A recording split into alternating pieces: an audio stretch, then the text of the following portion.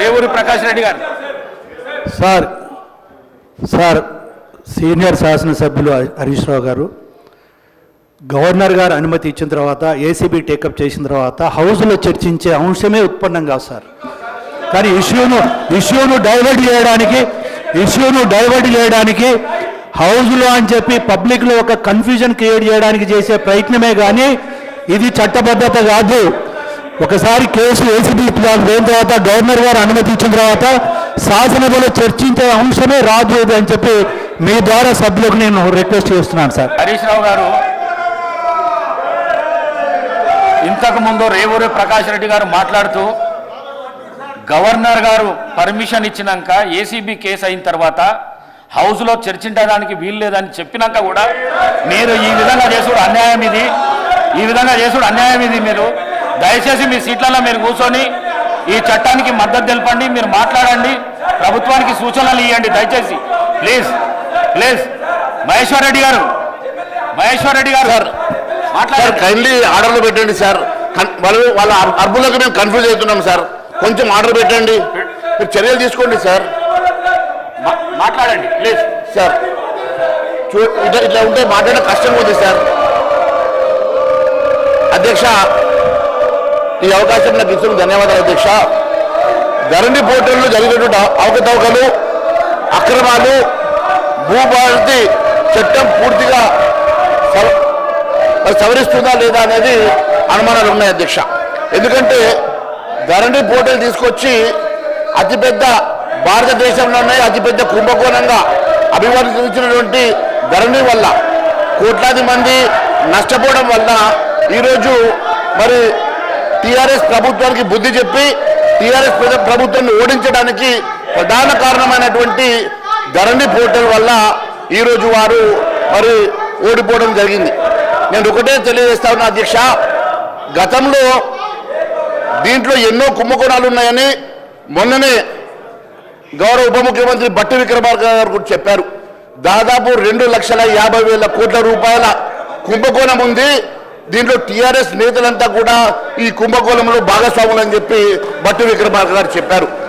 మేము ఒకటే అడుగుతా ఉన్నాం, మరి ఇంత పెద్ద కుంభకోణమని, భారతదేశంలోనే అతిపెద్ద కుంభకోణమని అభివర్ణించినటువంటి ఈ ధరణి పోర్టల్ని మరి ఎందుకు దీని మీద జరిగినటువంటి అవకతవకల మీద మీరు సిబిఐ ఎంక్వైరీకి ఇవ్వడం లేదు? మరి గౌరవ మంత్రి శ్రీనివాసరెడ్డి గారు చెప్పాల్సిన అవసరం ఉన్నది. అంతేకాదు, మీరు ఈ భూభారతి చట్టం తీసుకురావడం వల్ల లబ్ధి కన్నా మరి మీరు ఎందుకని చెప్పేసి మరి ల్యాండ్ టైటిలింగ్ యాక్ట్ని మీరు తీసుకురావడం లేదో మరి సభకు తెలియజేయాలి. ఎందుకంటే భారతదేశంలో ఎన్నో రాష్ట్రాలు మరి ల్యాండ్ టైటిలింగ్ యాక్ట్ కోసము కసరత్తు చేస్తున్నటువంటి సమయంలో మీరు ఈరోజు భూభారతి అని చెప్పేసి కొత్త తీసుకొని యాక్ట్ తీసుకొచ్చారు. ఈ భూభారతి కేవలం మరి హారతి కోసమా, భూహారతి కోసమా, నిజంగానే భూభారతి మీరు దేనికోసం తీసుకొస్తా ఉన్నారో మరి తెలియాల్సిన అవసరం ఉన్నది. అధ్యక్ష, ల్యాండ్ టైటిలింగ్ యాక్ట్ ఒకవేళ తీసుకొచ్చినట్లయితే యజమాని చాలా స్వేచ్ఛగా తన ఆస్తులు కాపాడుకోవడానికి ప్రభుత్వమే గ్యారంటీగా ఉంటుంది. కాబట్టి ఒక్కసారి ఆ యాక్ట్ ద్వారా వారికి టైటిల్ వచ్చినట్లయితే వారికి పూర్తిగా ఆ టైటిల్ ద్వారా వారు స్వేచ్ఛగా ఉండొచ్చు. దానికి ప్రభుత్వమే గ్యారంటీగా ఉంటుంది. కాబట్టి అలాంటి యాక్ట్ మీద కసరత్తు చేస్తే బాగుండేదని మేము భావిస్తూ ఉన్నాం. అంతేకాదు అధ్యక్ష, భూదారు కార్డు అందోదారుల కాలంలో రైతులకు మళ్ళీ మీరు చేరుస్తామని చెప్పడంతో రైతులు కొత్త ఆందోళన వస్తూ ఉన్నది. దేనికోసం అని చెప్పేసి మీరు ఈరోజు మళ్ళీ ఇలాంటి కాలమ్స్ పెట్టేసి కన్ఫ్యూజ్ చేస్తూ ఉన్నారు. మరి మళ్ళీ దాని బదులు ఏ రకంగా ఈ సమస్యను పరిష్కారం చేసి దానికన్నా ల్యాండ్ టైటిలింగ్ యాక్ట్ తీసుకురావడం వలన మరి ప్రభుత్వమే గ్యారంటీగా నిలుస్తుంది. కాబట్టి అలాంటి యాక్ట్ తీసుకొస్తే బాగుండేది. మళ్ళీ మీరు దీంట్లో తీసుకొచ్చేటువంటి యాక్ట్ వలన మరి రైతుల్లో ఆందోళన ఏర్పడే అవకాశం ఉంది. కాబట్టి దాని మీద ఆలోచన చేయాల్సిందిగా కోరుతా ఉన్నాను. అదే కాదు అధ్యక్ష, ధరణి పార్ట్ బిలో పెండింగ్లో పెట్టినటువంటి భూముల సంఖ్య దాదాపు 18,45,000 ఎకరాలని చెప్పేసి మొన్ననే మరి మీరు వేసినటువంటి సబ్ కమిటీ ఒక రిపోర్ట్ ఇచ్చింది అధ్యక్ష.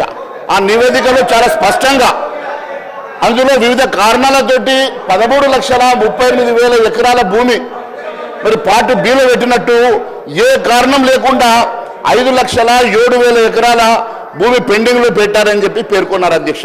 అంటే దాదాపుగా 18,45,000 ఎకరాలు పార్ట్ బిలో పెట్టి దాంట్లో పెట్టినటువంటి భూముల్లో భూదాన్ భూములు ఉన్నాయి అధ్యక్ష, వక్ఫ్ బోర్డు భూములు ఉన్నాయి అధ్యక్ష, దేవాదాయ భూములు ఉన్నాయి అధ్యక్ష, అటవీ భూములు ఉన్నాయి అధ్యక్ష, అంతర్రాష్ట్ర మరి ఎన్నో ఇతర వివాదాలు ఉన్నటువంటి భూములు కూడా దాంట్లో ఉన్నాయి అధ్యక్ష.